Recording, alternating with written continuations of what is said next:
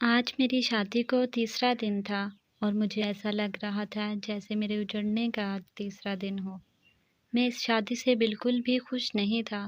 مجھے ایک ایک لمحہ گھٹن زدہ محسوس ہو رہا تھا۔ اس تکلیف سے نکلنے کے لیے میں شہر واپس جانے کے لیے صبح سویرے ہی اٹھ گیا تھا۔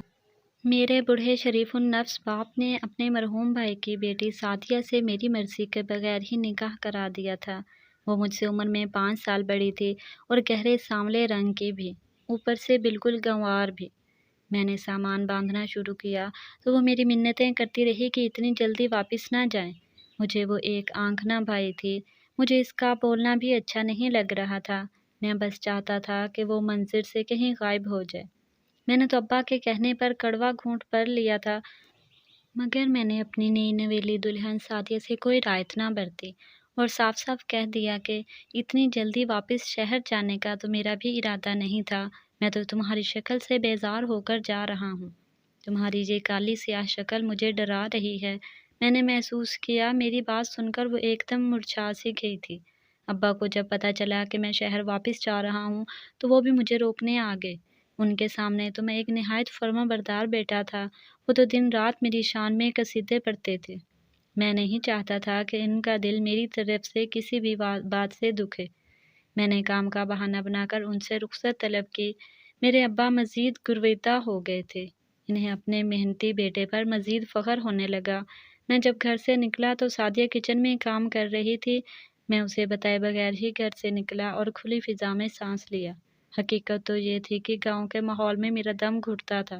مجھے تو شہر کی رنگینیاں اپنی جانب بلاتی تھیں۔ شہر میں بذریعہ بس پہنچا تھا تاکہ میرے گاؤں والوں کو مجھ پر کسی قسم کا بھی شک نہ ہو، مگر بس اڈے پر میری باڈی گارڈ بما میری مہنگی کار کے پہنچ چکے تھے۔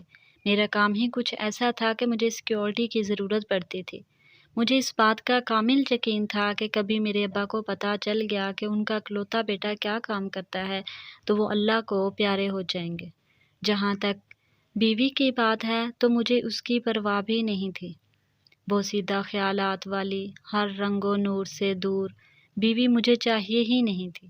یہاں شہر میں ایک سے بڑھ کر ایک حسین اور دل فریب اداؤں والی لڑکی میری دوست تھی، تبھی تو مجھے گاؤں کی سانولی سی لڑکی ایک آنکھنا بھائی تھی۔ شہر میں میرا ایک نام تھا، ایک پہچان تھی۔ بڑے بڑے اسمگلر میرے آگے پانی بھرتے تھے۔ میرے علاقے کی طرف کوئی اسمگلر تو کیا پولیس بھی آنکھ اٹھا کر نہیں دیکھ سکتی تھی۔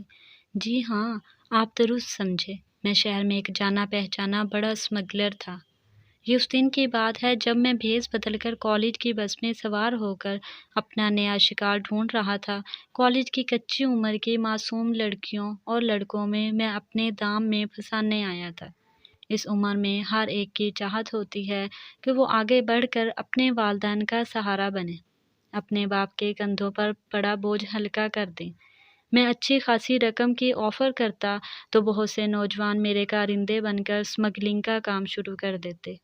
میں بس میں سوار تھا جب ایک لڑکی میری سیٹ کے پاس آ کر کھڑی ہو گئی۔ وہ ہر چیز سے بے نیاز اکھڑ مزاج لڑکی تھی۔ اس کا بستہ کافی خستہ حال تھا، شوز ٹوٹ پھوٹ کا شکار تھے۔ اس لڑکی کا حلیہ اس کی غربت کی داستان چیخ چیخ کر سنا رہا تھا۔ مجھے میرا نیا شکار مل چکا تھا۔ مجھے معلوم تھا کہ اس جیسی لڑکیوں کو رام کرنا بہت آسان ہوتا ہے۔ ایسی لڑکیاں غربت سے جان چھڑوانے کے لیے ہر حد تک جا سکتی ہیں۔ میں اپنی سیٹ سے اٹھا اور اسے مخاطب کر کے کہا کہ تم اس سیٹ پر بیٹھ جاؤ۔ وہ تو ہتھے سے ہی اکھڑ گئی، مجھے گھور کر بولی، میں تم جیسے لفنگوں کو خوب سمجھتی ہوں۔ لڑکیوں کو مخاطب کرنے کا تو بہانہ ہی رچا لیا ہے تم نے۔ مجھ اس کی جرأت بہت اچھی لگی۔ مجھے معلوم ہو گیا تھا کہ یہ میرے لیے نہایت کارآمد ثابت ہوگی۔ میرے سامنے ایک دم میری ڈرپوک سی بیوی کا سراپا لہرا گیا تھا۔ میرا تو منہ ہی کڑوا ہو گیا۔ اس دن کے بعد میں ہر روز بس میں سوار ہوتا، اس لڑکی کو مخاطب کرنے کا کوئی موقع ہاتھ سے نہ جانے دیتا۔ میں نے اپنے خاص بندوں کو بھی اس کی جاسوسی پر لگا دیا تھا۔ اگلے ہی دن مجھے اس کی مکمل معلومات مل چکی تھی۔ وہ غریب سے لوگ 2 کمروں کے مکان میں رہتے تھے۔ بوڑھے ماں باپ کی وہ اکلوتی بیٹی تھی۔ اس لڑکی یعنی ہنا کے کالج کا پتہ میں نے لگوا لیا تھا۔ میں کچھ دن جان بوجھ کر بس میں نہیں بیٹھا۔ مجھے سب کچھ خالی خالی محسوس ہونے لگا۔ میں اپنی اس کیفیت سے بے خبر تھا۔ اگلے ہی دن میں اس کی پرنسپل کے آفس میں بیٹھا تھا۔ میں نے اس کے پرنسپل کو کہہ دیا تھا کہ ہنا کی پل پل کی رپورٹ مجھے چاہیے۔ پرنسپل کا غصہ اور اکڑ تو میرے ساتھ کھڑے بڑی بڑی مونچھوں والے باڈی گارڈز کو دیکھ کر ہی ختم ہو گیا تھا۔ اس نے مجھ سے میرا نمبر مانگا۔ نمبر لکھ کر میں وہاں سے اٹھ آیا، لیکن نہ جانے میرا جی بار بار اس لڑکی کو دیکھنے کو کیوں کرنے لگا تھا۔ چند دن بہت مصروف گزرے، میں ہنا کو نہ دیکھ پایا، مگر اس کا خیال بار بار مجھے تنگ کرتا رہا۔ اچانک ایک دن ہنا کی پرنسپل کی کال آ گئی۔ اس نے بتایا کہ ہنا کی شادی ہو رہی ہے۔ میرے تو دل پر گھونسا پڑا تھا۔ پرسوں ہنا کی رخصتی تھی، وہ پرنسپل سے چھٹیاں مانگنے آئی تھی۔ جب اس نے فوراً مجھے کال کر کے بتا دیا تھا۔ میں غم و غصے کے عجیب سے مرحلے سے گزر رہا تھا، مجھے سمجھ نہیں آ رہا تھا کہ میں کیا کروں۔ تب اچانک مجھ پر انکشاف ہوا کہ میں تو ہنا سے محبت کرنے لگا ہوں۔ مجھے اپنی اس حالت پر جی بھر کر ہنسی آئی۔ عین اس کے نکاح کی شام کو میں نے اپنے بھروسے کے آدمی بھجوا کر ہنا کو اس کے گھر سے اغوا کروا لیا اور اپنے فارم ہاؤس میں بند کروا دیا۔ میں نے اپنے آدمیوں کو سخت ہدایت کی ہوئی تھی کہ اس لڑکی کو کسی بھی قسم کی کوئی پریشانی نہیں ہونی چاہیے۔ اس کی عزت کی حفاظت میرے ذمے تھی۔ اس پر میں نے آنچ بھی نہ آنے دی۔ میرا دل ہنا کو دیکھنے کے لیے مچلتا رہا، مگر میں نے بڑی مشکل سے خود کو مصلحت کے تحت روکا تھا۔ ایک دن اور ایک رات اپنے فارم پر رکھ کر اسے بحفاظت اس کے گھر پہنچا دیا گیا۔ وہ جیسے معصوم میرے فارم ہاؤس میں آئی تھی، ویسے ہی معصوم اور پاک اپنے گھر واپس چلی گئی۔ میرے علم میں یہ بات آ چکی تھی کہ ہنا کے منگیتر نے یہ کہہ کر رشتہ ختم کر دیا ہے کہ تم ایک دن اور ایک رات باہر رہ کر آئی ہو۔ مجھے کیا معلوم تمہارے ساتھ کیا ہوا ہے، اور اس بات کا بھی کیا علم شاید تم اپنی مرضی سے ہی گھر سے نکلی ہو۔ میں ایسی بد کردار لڑکی سے شادی نہیں کر سکتا۔ یہ بھی سننے میں آیا تھا کہ اس سانحے کے بعد ہنا بہت دل برداشتہ سی ہے۔ وہ سارا سارا دن روتی ہے۔ بوڑھا باپ بیٹی کو دیکھ دیکھ کر کڑتا ہے۔ جو میں چاہتا تھا وہی ہو گیا تھا، اور کسی کو کانوں کان خبر بھی نہ ہوئی۔ اس کے پیچھے کس کا ہاتھ تھا؟ یوں سام بھی مر گیا اور لاٹھی بھی نہ ٹوٹی۔ اب مجھے آگے پیش رفت کر کے ہنا کے دل میں جگہ بنانی تھی۔ میں ہر کام بڑی پلاننگ سے کرنے کا عادی تھا، تب ہی تو آج تک گرفتار نہ ہو سکا۔ پولیس کو مجھ پر شک تھا، مگر وہ میرے خلاف ثبوت ڈھونڈنے سے قاصر تھے۔ خیر، میں ہنا کی گلی میں جا کر کھڑا ہو جاتا تھا۔ میں نے بڑی ہوشیاری سے ہنا کے والدین کے ساتھ تعلقات بڑھا لیے تھے۔ وہ سیدھا سادہ آدمی تھا، اسے رام کرنے میں مجھے دیر نہیں لگی۔ اس کے والد نے بتایا کہ ان کے گھر کا سارا خرچہ ہنا کا منگیتر ہی کرتا تھا۔ گھر کا چولہا اسی لڑکے کے دم سے گرم ہوتا تھا۔ اب تو فاقوں تک نوبت پہنچ گئی ہے۔ میں نے اس کے گھر میں راشن ڈلوا دیا۔ ہنا کے والد نے بہت منع کیا، مگر میں نے بھی کہہ دیا کہ مجھے اپنا بیٹا ہی سمجھے۔ جو میری رسائی ہنا کے گھر تک ہو گئی۔ میں پیسہ پانی کی طرح لوٹا رہا تھا۔ ہنا نے مجھے پہچان لیا تھا، اسی لیے وہ مجھ سے کلام نہیں کرتی تھی، لیکن میری مسلسل مہربانیوں نے اس پر بھی اثر ڈالا تھا۔ وہ میری شرافت کی قائل ہو چکی تھی۔ ایک دن اس نے مجھ سے رو رو کر معافی مانگی، لیکن میں نے کہا کہ انسان کو غلط فہمی ہو ہی جاتی ہے، اس لیے پریشان ہونے کی ضرورت نہیں۔ اس دن کے بعد میں جب بھی ان کے گھر جاتا، وہ مجھ سے چائے پانی کا پوچھتی۔ اس طرح آہستہ آہستہ ہم دونوں نے دوستی کر لی تھی۔ میں اسے گھمانے پھرانے کے لیے پارک لے جاتا، اچھے مہنگے ہوٹلوں میں کھانا کھلاتا، دنیا جہاں کی چیزیں اس کے قدموں میں ڈال دیتا، اور ایسا کرنے پر مجھے بالکل بھی کوئی افسوس نہیں ہوتا تھا، بلکہ مجھے دلی سکون ملتا تھا۔ ہنا کا جھکاؤ میری طرف تھا۔ ڈھکے چھپے الفاظ میں اس نے اپنی چاہت کا اظہار مجھ سے کیا تھا۔ وہ دن میری زندگی کا سب سے خوبصورت دن تھا۔ میں نے ایک لمحہ بھی ضائع کیے بغیر ہنا کے باپ سے اس کا رشتہ مانگ لیا۔ اسے کوئی اعتراض نہیں تھا، بلکہ وہ تو خوشی سے ہلکان ہو رہا تھا۔ ہنا نے بھی ہاں کر دی، مگر نہ جانے کہاں سے اس کو میری شادی کی خبر ہو گئی۔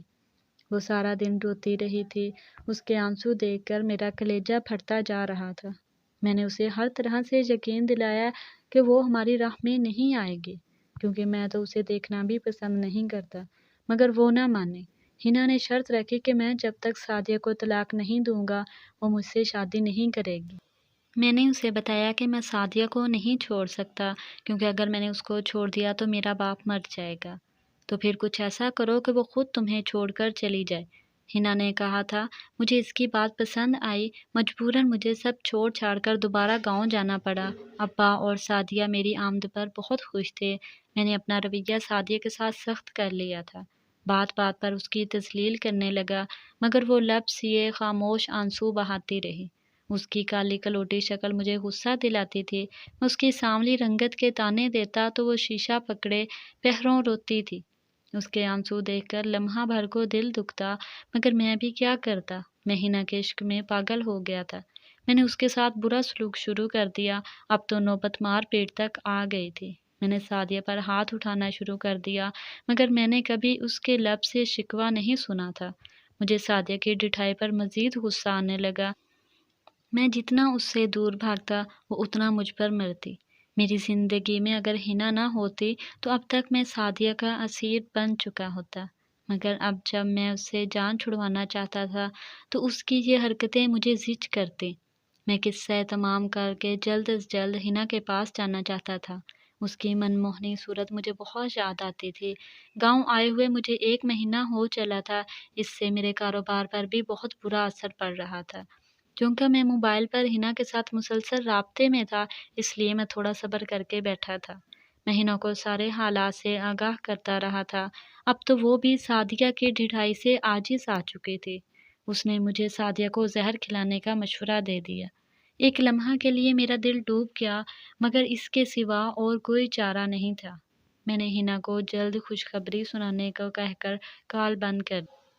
शाम हो चुकी थी। मैंने सादिया को घर में ढूंढा, मगर वो कहीं नज़र नहीं आई। मैं छत पर गया तो वो सोगवार सी बैठी आंसू बहा रही थी।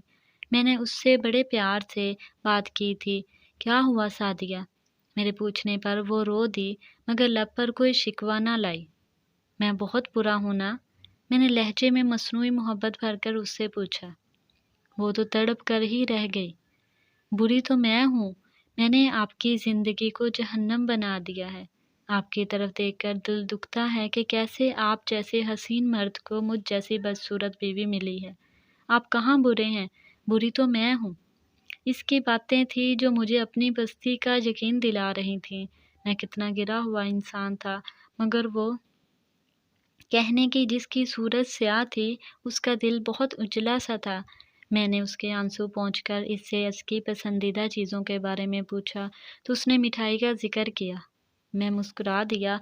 मिठाई तो मुझे भी बहुत पसंद थी। एक लम्हे को मेरा दिल चाहा कि वक्त थम जाए, मुझे इस मासूम लड़की की जान न लेनी पड़े। मगर हिना का सरापा जब आंखों के सामने लहराया तो मुझे कड़वा घूंट पीना ही पड़ा। मैं कुछ देर उसके पास बैठने के बाद हलवाई के पास गया और ताज़ा ताज़ा मिठाई निकालने को कहा। हलवाई की दुकान से मैं मिठाई लेकर डेरे की तरफ चल दिया। वहाँ से मैंने खेतों में डालने वाली जहरीली स्प्रे मिठाई पर छिड़की। ऐसा करते वक्त मेरे हाथ थर थर कांप रहे थे। मैं पसीने से शराबूर हो चुका था। मगर उस दिन शैतान ने मेरी एक न चलने दी। वो मुझ पर बुरी तरह गालिब आ चुका था। मैं घर की तरफ चल दिया। मुझ में हर किस्म का एहसास ख़त्म हो चुका था। मैंने मसनूई मोहब्बत जताकर वो मिठाई सादिया के सामने रखी और कहा कि इसे खाओ। मगर वो हिचकिचाहट का शिकार थी। मेरे मजबूर करने पर उसने गुलाब जामुन मुंह में डाल लिया। बर्फ़ी का टुकड़ा मैंने उसे अपने हाथों से खिला दिया। जब मुझे यकीन हो गया कि वो इतनी जहरीली मिठाई से मर जाएगी, तो मैं भी उठ गया। सामान पहले से ही पैक था। मैं सादिया को अलविदा कहकर खुशी-खुशी शहर के सफ़र पर निकल पड़ा। मैं बहुत मुतमिन था कि मेरी खुशियों के दरमियान हायल सबसे बड़ा कांटा निकल चुका था। मगर न जाने क्यों मैं जैसे-जैसे शहर की तरफ बढ़ रहा था, मेरा दिल बैठता चला जा रहा था। मैंने हिना को कॉल करके अपने आने के बारे में बता दिया था। लेकिन उसके घर पहुंचकर मैंने सरप्राइज़ देने का सोचा। दरवाज़े की चाबी मेरे पास मौजूद थी। मैंने चुपके से दरवाज़ा खोला और इसके घर दाखिल हो गया। लेकिन मुझे अजीब-सा एहसास हुआ। खामोशी इस कदर थी कि मुझे कब्र का गुमान होने लगा। तभी मैंने हिना को पुकारा, "हिना!" वो एक कमरे से नमूदार हुई, सजी-संवरी सी। वो बिलाशुबा बहुत हसीन लग रही थी। हिना के हाथ में मिठाई की प्लेट थी। वो खुशी से नहाल हो रही थी। आज हमारे रास्ते से हर किस्म का कांटा निकल चुका है। आज खुशी का दिन है। ये मिठाई खाओ और खुशी मनाओ। मुझे मिठाई देखकर अजीब सा खौफ महसूस हो रहा था। मगर हिना के बार बार के इसरार पर मैंने एक टुकड़ा उठाकर खा लिया। वो मुस्कुराती हुई एक कमरे में चली गई। जब उसे काफ़ी देर हो गई और वो ना लौटी तो मैं भी उसके पीछे चल दिया। मैंने दरवाजे की ओर से झांका तो मेरे कदमों तले से ज़मीन ही निकल गई। कमरे से मर्द के बोलने की आवाज़ आ रही थी। हिना इसके साथ बैठी कहके लगाकर हंस रही थी। अहमद जी, आप तो फ़िक्र ही ना करें।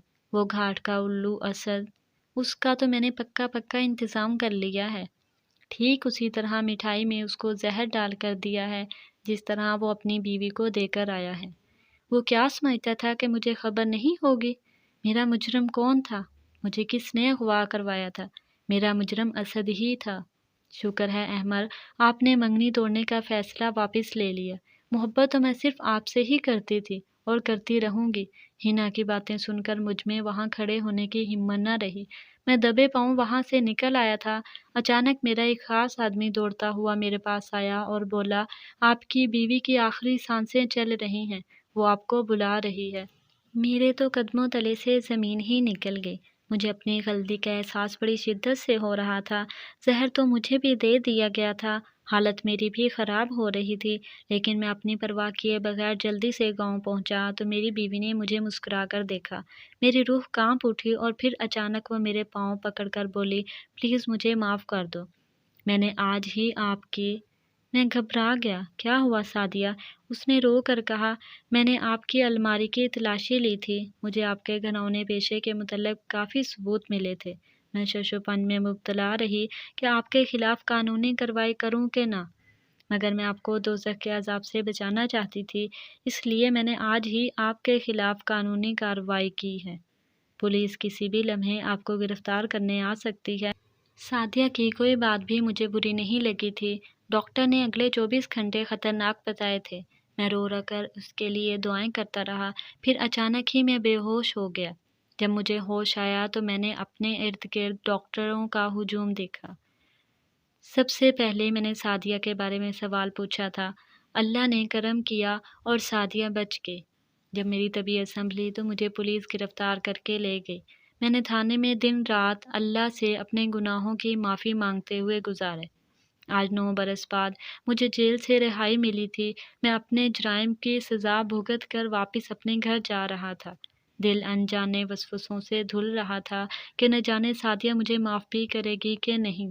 मैंने अपनी रिहाई की खबर किसी को भी नहीं दी थी। मैं चुपचाप घर पहुंचा और दहलीज पर ही रुक गया। घर से सादिया की पुरशफीक आवाज़ आ रही थी, मेरे बच्चों, तुम दोनों का बाप बड़ा बहादुर है। कभी भी अपने बाप को किसी से कम हिम्मत मत समझना। नफ़रत गुनाहगारों से नहीं, गुनाह से करनी चाहिए। मुझसे मज़ीद सब्र न हुआ और मैं भागता हुआ घर में दाखिल हुआ। मेरे 9 साल के 2 जुड़वां बेटे माँ के पास बैठे थे।